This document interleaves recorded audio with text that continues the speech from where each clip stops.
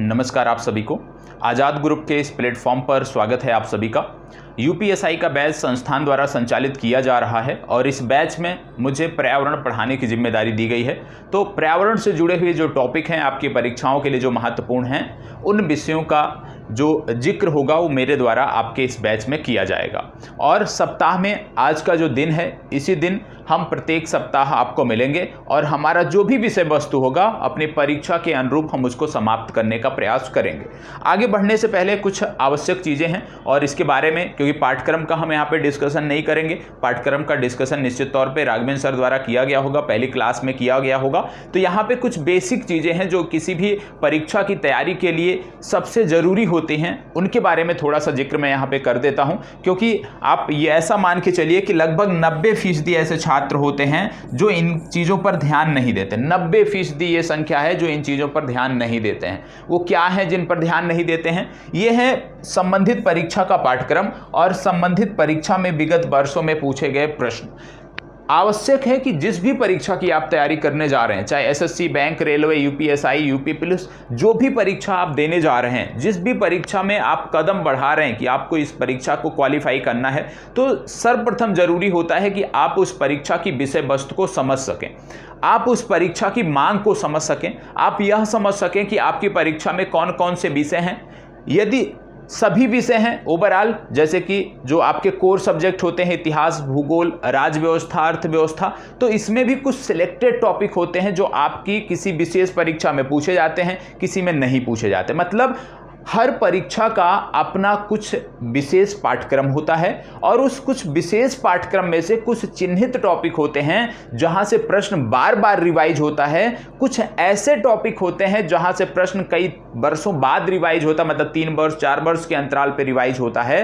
तो सर्वप्रथम हमें यह समझने की जरूरत है कि हम जिस परीक्षा की तैयारी कर रहे हैं उसका पाठ्यक्रम क्या है। हमें अपनी तैयारी प्रारंभ करने से कम 3 से 4 दिन पहले उनके पाठ्यक्रम का अध्ययन करना चाहिए, विगत वर्षों के प्रश्न पत्रों का अध्ययन करना चाहिए। और विगत वर्षों के प्रश्न पत्रों का जब हम अध्ययन कर रहे हों तो उस आधार पे, उनके एनालिसिस के आधार पे हमें कुछ सेलेक्टेड टॉपिक निकालने चाहिए कि कौन से ऐसे टॉपिक हैं जहां से लगातार प्रश्न पूछे जा रहे हैं, कौन से ऐसे टॉपिक हैं जहां से अल्टरनेट वर्ष में प्रश्न पूछे जा रहे हैं, कौन से ऐसे टॉपिक हैं जहां से प्रश्न पूछे ही नहीं जा रहे हैं। तो 3 कैटेगरी में अपने पाठ्यक्रम को आपको डिवाइड करना होता है। ठीक है, ए बी सी आप इस प्रकार से कह सकते हो। आप अपने संपूर्ण पाठ्यक्रम को, मान लीजिए ये आपका पाठ्यक्रम है, तो संपूर्ण पाठ्यक्रम को आपको 3 भागों में डिवाइड करना होता है। मेरे अनुसार से सबकी अपनी अलग अलग सोच होती है, तो उस आधार पे कोई 4 भागों में बोल सकता है, कोई बोलेगा नहीं ऐसा करने की ज़रूरत नहीं है, लेकिन मेरे अनुसार 3 भागों में हमें डिवाइड करना चाहिए, ए बी सी। अब ए में क्या रखना चाहिए?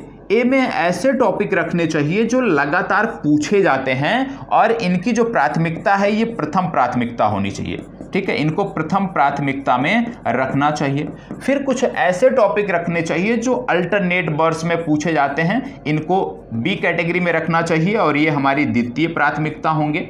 ठीक है, इसके बाद फिर तीसरा जो आपका आता है, ये ऐसे टॉपिक होंगे जो परीक्षा में पूछे ही नहीं जा रहे हैं, मतलब पूछने की जिनकी संभावनाएं जिनकी वो कम हैं लेकिन पूछे जा सकते हैं, तो वो सी कैटेगरी हो गई और ये हमारी तृतीय प्राथमिकता रहेगी।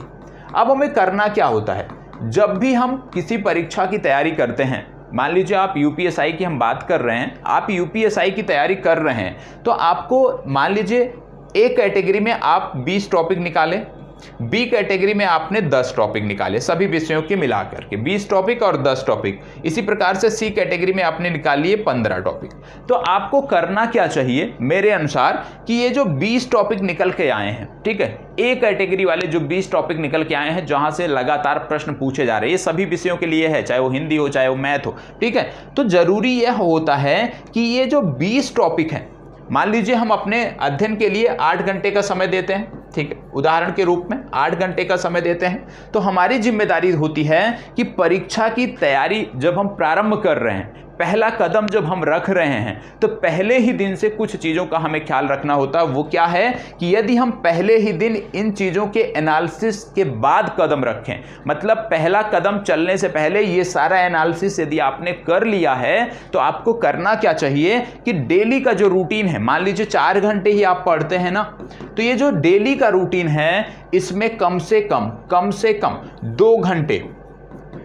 कम 2 घंटे ऐसे निकालने चाहिए, ऐसे रखने चाहिए जिनमें डेली आप इन्हीं 20 टॉपिक का अध्ययन करो। ठीक है, अब 20 एक साथ नहीं, मतलब इन 20 टॉपिक का अध्ययन रेगुलर बेसिस पे करो। मान लो 2 घंटे में आज आप जो है 4 टॉपिक देख ले रहे हो प्रथम प्राथमिकता के, तो डेली 4 देख रहे हो, सप्ताह में कितने हो जा रहे हैं 28 टॉपिक, मतलब एक सप्ताह में आप इसको समाप्त कर दे रहे हो। कहने का मतलब ये है कि जो हमारी तैयारी का जो शेड्यूल जो हम बनाते हैं उसमें 2 घंटे ऐसे रखने चाहिए कि 2 घंटे में सिर्फ हम उन्हीं टॉपिक का बार बार रिवीजन करेंगे जो प्रथम प्राथमिकता में हैं, जहां से प्रश्न लगातार पूछे जाते हैं। कोई भी वर्ष ऐसा नहीं है जहां से प्रश्न वहां से ना पूछा जाता हो। तो यदि मान लो उदाहरण के तौर पे मान लो कि ऐसे टॉपिक अधिकतम आपकी परीक्षा में भी बहुत ज़्यादा निकल के नहीं आएंगे, उदाहरण के रूप में बहुत ज़्यादा उड़ के मान लो कि 30 टॉपिक हैं ऐसे प्रथम प्राथमिकता में। अब अगर ये 30 टॉपिक हैं और सप्ताह में डेली 4 टॉपिक आप, मतलब डेली बेसिस पे 4 टॉपिक आप देख रहे हो, 2 घंटे इसको दे रहे हो और 2 घंटे में ये 4 टॉपिक आप देख रहे हो, तो मतलब ये जो 30 टॉपिक है एक सप्ताह में आपका समाप्त हो जा रहा है। मतलब क्या निकल के आ रहा है कि जो आपकी प्रथम प्राथमिकता वाले टॉपिक हैं 1 महीने में वो 4 बार समाप्त हो रहे हैं। मतलब 1 महीने में 4 बार आप टॉपिक का रिवीजन कर रहे हो, जहां से प्रश्न 100% बन रहे हैं। और यदि आपकी परीक्षा में 2 से 3 महीने का समय है, मतलब ये आपके 8 से 10 बार रिवाइज हो जाएंगे। और यदि ये 8 से 10 बार रिवाइज हो जाते हैं और ये ऐसे टॉपिक हैं जहां से प्रश्न निश्चित तौर पर बनते ही बनते हैं, मान लीजिए, ठीक है, मतलब यदि 30 टॉपिक है तो इनमें से 60 टॉपिक से तो प्रश्न बनेंगे ही बनेंगे। तो आपके कम से कम वो जो 60% यहां से प्रश्न बनेंगे वो तो श्योरिटी रहेगी कि आप 100% कर ले जाओगे। इसी प्रकार से अब बचती हैं द्वितीय प्राथमिकता वाले टॉपिक। द्वितीय प्राथमिकता वाले जो टॉपिक हैं उनका अध्ययन तब करना है जब इनको आप 100% कंप्लीट कर लियो, मतलब इनसे आश्वस्त हो गए हो कि भैया अब यहां से कुछ भी पूछा जाएगा तो हम करने की स्थिति में हैं, तो फिर इसी समय पर इनको लाकर रख लीजिए। ठीक है, ये तैयार हो जाए फिर इसी समय पर सी वाली कैटेगरी को लाकर रख लीजिए। ये एक तरफ चलते रहना चाहिए। ठीक है, यदि आपका मान लीजिए 6 घंटे का प्लान है तो 6 घंटे में 2 घंटे ये रेगुलर चलना चाहिए। ये एक श्रृंखला के रूप में, जैसे साइकिल है ना, पैडल चलाते जा, तो यहाँ पे पैडल चलाते जाना है, अपने लक्ष्य की तरफ बढ़ते जाना है। बाकी ये जो 4 घंटे का समय है, यहाँ पे जो भी आप प्लानिंग बनाते हो, किस विषय को पढ़ना है, किसको छोड़ना है, अपने स्ट्रेंथ के अनुसार, सबकी अपनी अलग अलग क्षमता होती है। आपका कोई सब्जेक्ट हो सकता है बहुत अच्छा हो, कोई बहुत वीक होगा, तो वहाँ पे अपनी एक रणनीति बना लो बाकी के समय में कि कैसे अन्य सब्जेक्ट को लेकर के चलना है। ठीक है, सब कुछ पढ़ना है। अब जब सब्जेक्ट पढ़ रहे हो, ये वाले टॉपिक भी मिलेंगे आपको, तो इनको वहाँ भी रिवाइज कर लेना। मतलब 2 घंटा एक रखो प्रॉपर रिवीजन का। और जैसे कि आपके यहाँ मैथ पूछा जाता है, आपके यहाँ रीजनिंग, हिंदी, इन सब का वेटेज है, तो इन सब के टॉपिक अच्छे से देख लो। मैथ में भी तो कुछ सिलेक्टेड टॉपिक होंगे ना जहाँ से प्रश्न रेगुलर बन रहे हैं, तो उनको बार बार रिवाइज करो, बार बार उनको हल करो, उनका अध्ययन करो, तब जाके चीज़ें आपकी बेहतर होंगी। ठीक है, अब आप इस बात को स्वीकार करते हैं, मानते हैं या नहीं मानते हैं, ये आपके ऊपर है।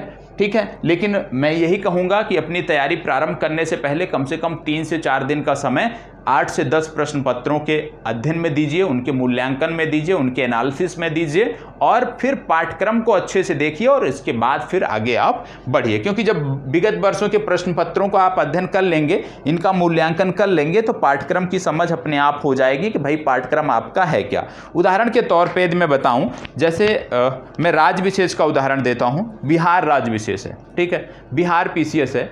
बिहार पीसीएस में लोग क्या करते हैं कि एक तरफ से, जैसे हमें पता है कि हमें तैयारी करनी है पीसीएस की, तो इतिहास भी पूछा जाता है, भूगोल भी, राज्य व्यवस्था, हम एक तरफ से सब पढ़ते हैं, चलो पढ़ते जाओ, कभी इतिहास पढ़ रहे हैं, कभी भूगोल पढ़ रहे हैं, जबकि परीक्षा में वेटेज है ही नहीं कुछ सब्जेक्ट का। जैसे इतिहास में प्राचीन भारत का इतिहास आप कह लीजिए, इतिहास के पूरे सिलेबस में 10% वेटेज है। मध्यकालीन का भी वही हाल है, सबसे ज़्यादा आधुनिक से प्रश्न पूछे जाते हैं। अब अगर आधुनिक से सबसे ज़्यादा प्रश्न पूछे जा रहे हैं और कोई बच्चा 2 महीने प्राचीन भारत और मध्यकालीन को पढ़ने में लगा रहा है, फिर 2 महीने आधुनिक भारत को पढ़ने में लगा रहा है, तो इससे अच्छा ये नहीं है कि जो प्राचीन और आधुनिक पे आप टाइम दे रहे हो वो भी टाइम आधुनिक पे दे दो, और प्राचीन और मध्यकालीन के जो सिलेक्टेड टॉपिक हैं 2 से 3 उनको निकाल लो, उनको पढ़ लो। तो ये बहुत ज़रूरी है। भूगोल का वेटेज नहीं है, लोग एक तरफ से माजिद हुसैन पढ़ते रहते हैं, उसका कोई मतलब नहीं है। तो हमें जो तैयारी है ना वो एक रणनीति के आधार पे करनी चाहिए, क्योंकि पढ़ने के तो सब पढ़ रहे हैं, हर कोई पढ़ रहा है, ठीक है। जो आपके पास पुस्तकें होंगी वही पुस्तकें लाखों लोगों के पास हैं, तो कुछ अलग सोचना पड़ेगा। प्रतियोगिताएं लगातार, यदि हम बात करें ना, जो भी परीक्षाएं हो रही ना, कंपटीशन लगातार बढ़ रहा है, तो थोड़ा सा हमें अलग सोचने की ज़रूरत है। अब हम आ जाते हैं अपने विषय वस्तु पर कि भाई क्या पढ़ना है पर्यावरण में, ठीक है। ये तो बेसिक चीज़ें थी, ज़रूरी था बताना आपको। अब बात आती है पर्यावरण की। जब हम बात करते हैं तो आप जानते हैं पर्यावरण, थोड़ी सी बेसिक बात कर लेंगे, हालांकि ये आपके काम का नहीं है, ठीक है। पर्यावरण की जब हम बात करते हैं तो देखने को मिलता है कि पर्यावरण जो है ये 2 शब्दों के मेल से बना हुआ है। कौन से 2 शब्द हैं जिनके मेल से ये बना हुआ है? परि प्लस आवरण, परि प्लस आवरण, इन 2 शब्दों के मेल से ये बना हुआ है। परि मतलब क्या होता है?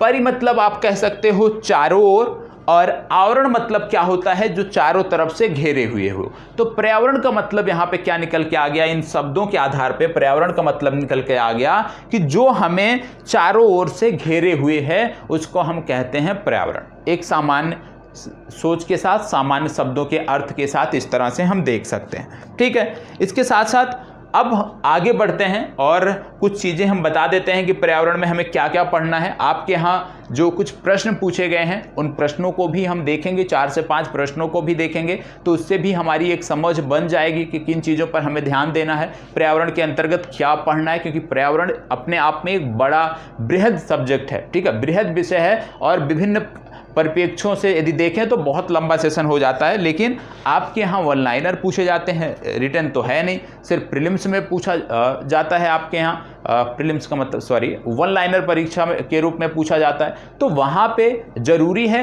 कि सिर्फ और सिर्फ जो बेसिक जानकारी है उनको आप रखें और उनके आधार पे आप आगे बढ़ें।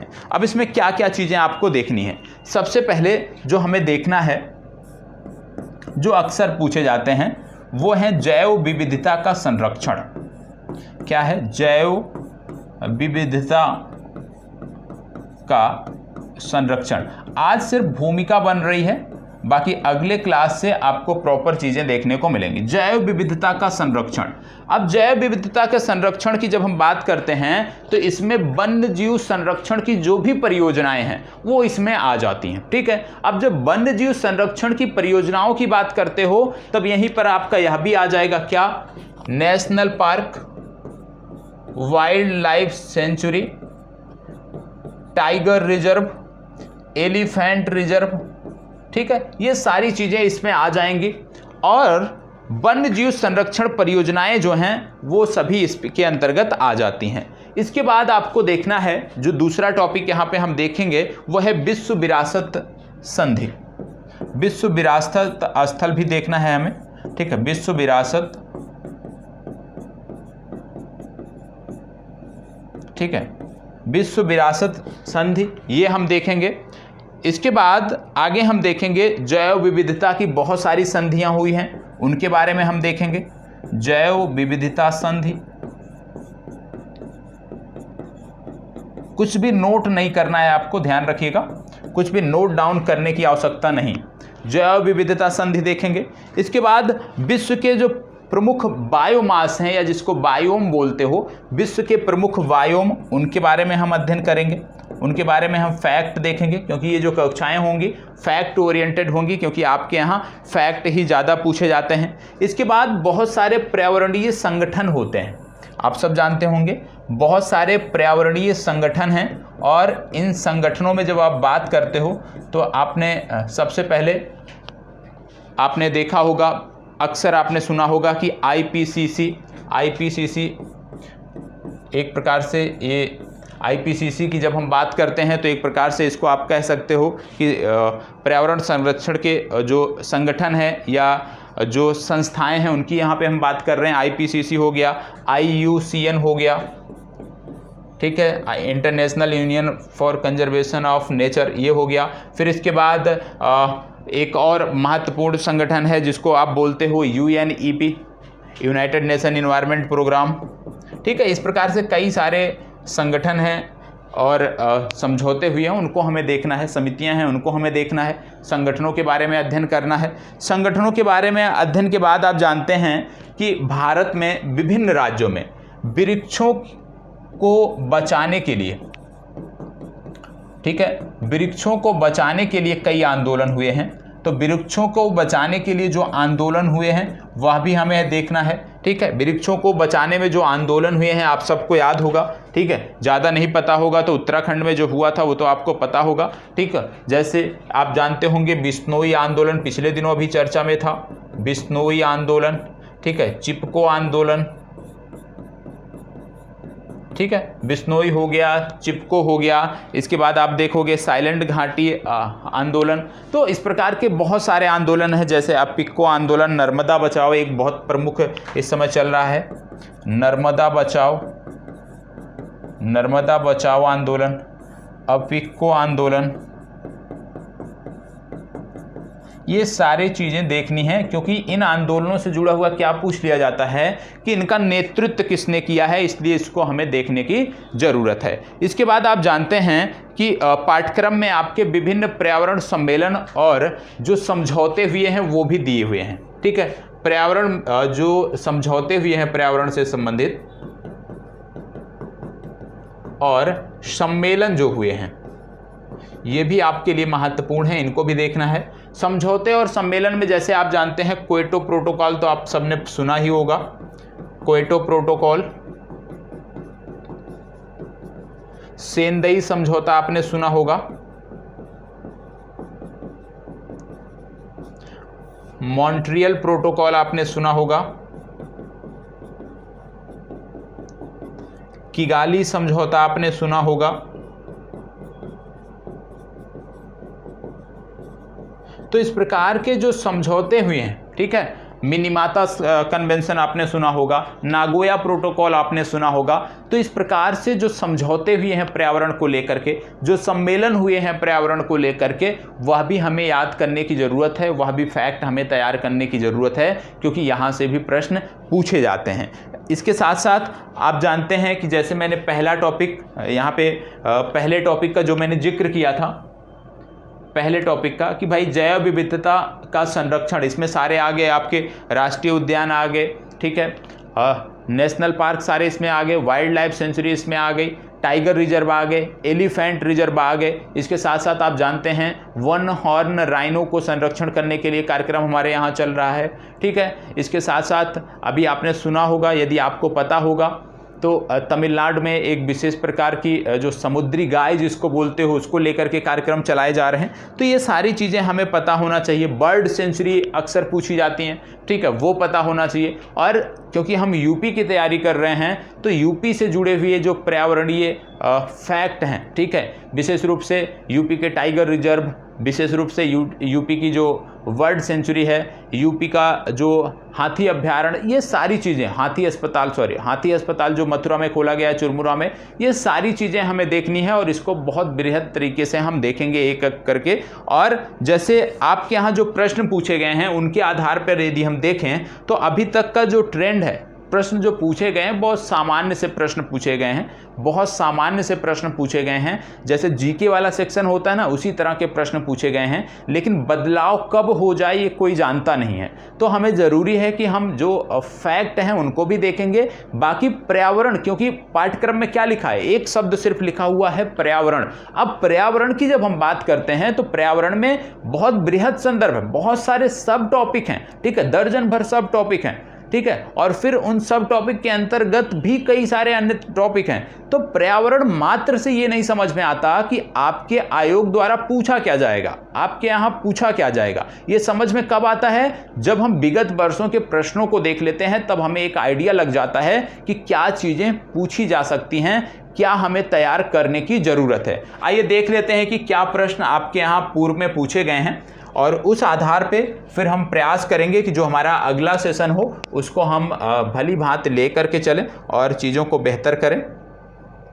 यहाँ पे कुछ प्रश्नों की PDF फोटो फॉर्मेट में यहाँ पे रखा। जैसे एक प्रश्न ये पूछा गया था कि बेल्ट नामक ये जो समशीतोष्ण घास के मैदान है ये कहाँ है। हालांकि ये भूगोल का विषय है, भूगोल में आप देखोगे, भूगोल में यदि नहीं होगा तो मैं आपको करा दूंगा कि भारत के जो घास के मैदान हैं, ठीक है, जैसे आपने सुना होगा मर्ग, सुना होगा, जैसे सोनमर्ग, गुलमर्ग सुना होगा ना, वो विशेष रूप से घास के मैदान है, मतलब जो जम्मू कश्मीर के घास के मैदान है उनको मर्ग कहा जाता है। तो इस प्रकार से उत्तराखंड में कुछ अलग कहा जाता है। तो इस प्रकार से संपूर्ण भारत में जो घास के मैदान हैं उनको हम देखेंगे। फिर वैश्विक स्तर पर एक एक कॉन्टिनेंट में, चाहे वो अफ्रीका महाद्वीप हो, चाहे वो उत्तर अमेरिका हो, दक्षिण अमेरिका हो, वहाँ पे हम देखेंगे, क्योंकि दक्षिण अमेरिका जाते हो तो एक ही मतलब घास के मैदानों के ही कई सारे अन्य नाम हैं अलग अलग जगहों पे। ब्राज़ील में कुछ और है, अर्जेंटीना में कुछ और है। तो इस तरह से हमें देखना है। तो एक प्रश्न ये देखने को मिला कि भाई जो घास के मैदान हैं वो पूछे जा सकते हैं, ठीक है। इसके बाद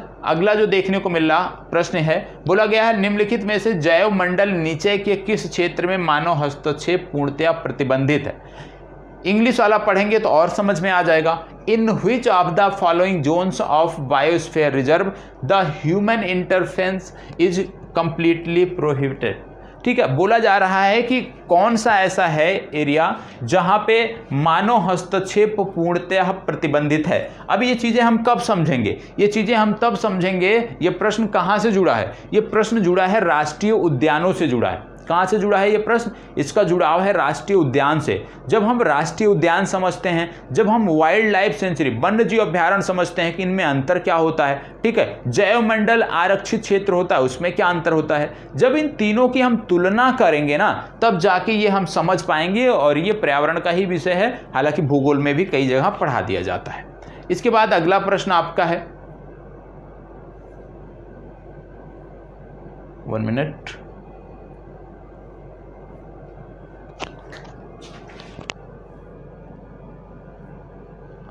ये है भारत में क्या बोला जा रहा है, 1864 में भारत में प्रथम वन महानिरीक्षक कौन थे।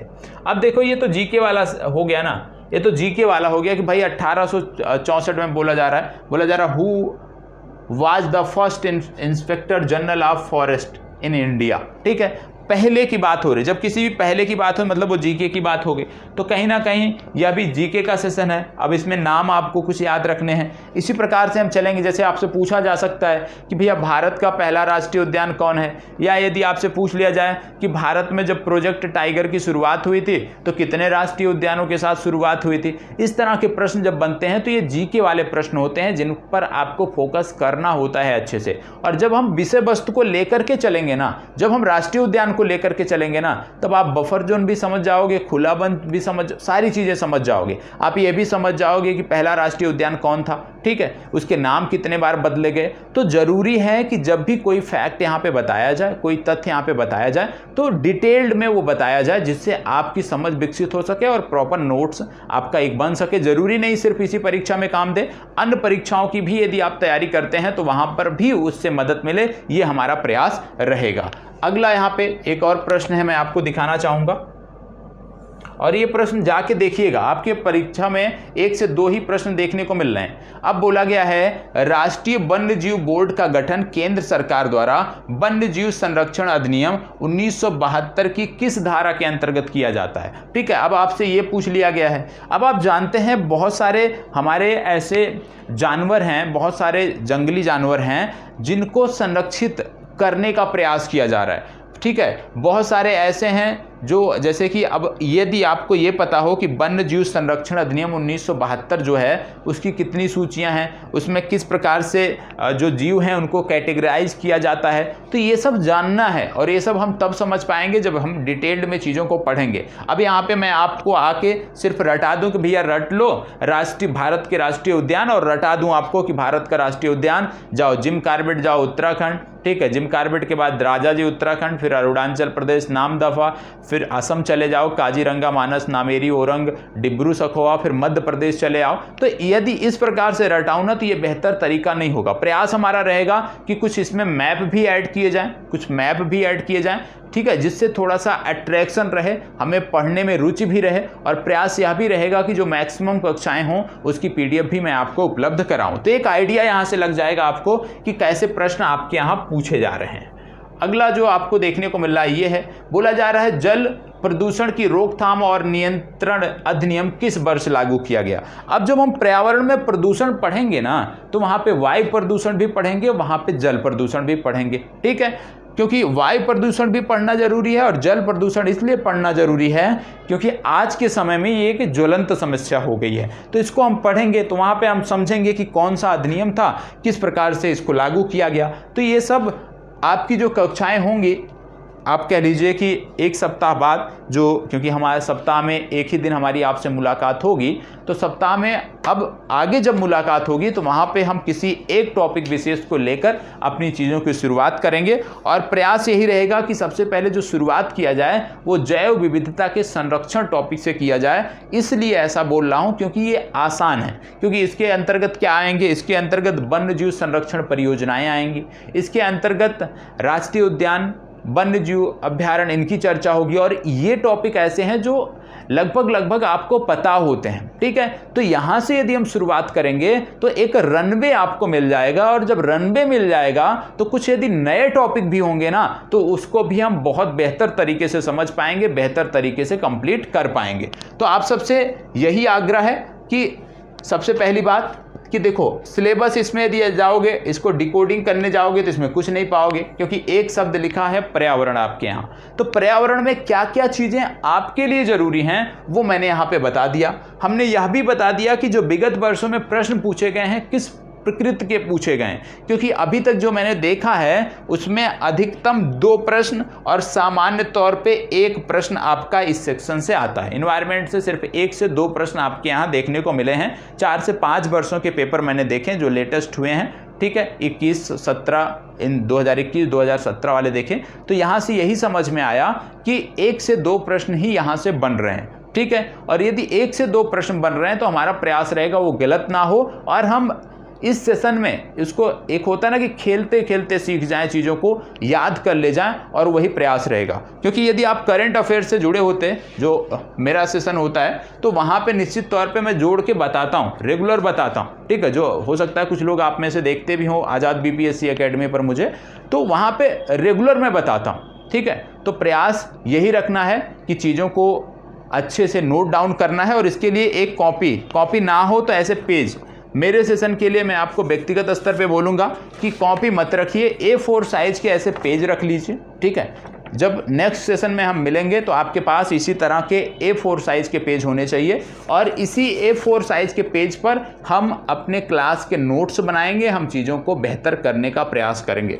प्रत्येक दिन जो आपको पढ़ाया जाएगा, प्रयास रहेगा कि उससे जुड़े हुए प्रश्नों को भी आपको दिखाया जाए, जिससे आपका जो विश्वास है वो थोड़ा सा बढ़ सके। और क्योंकि निश्चित तौर पर यदि आप परीक्षा देने जा रहे हैं तो ज़रूरी है विश्वास होना चाहिए अपने आप पे, ठीक है। क्योंकि जितना कॉन्फिडेंट आप रहेंगे उतना अच्छा आप कर पाएंगे। और परीक्षा जब आप देने जा रहे हैं तो प्रयास करिएगा कि जो नकारात्मक बातें करते हो उनसे थोड़ा सा अलग रहना।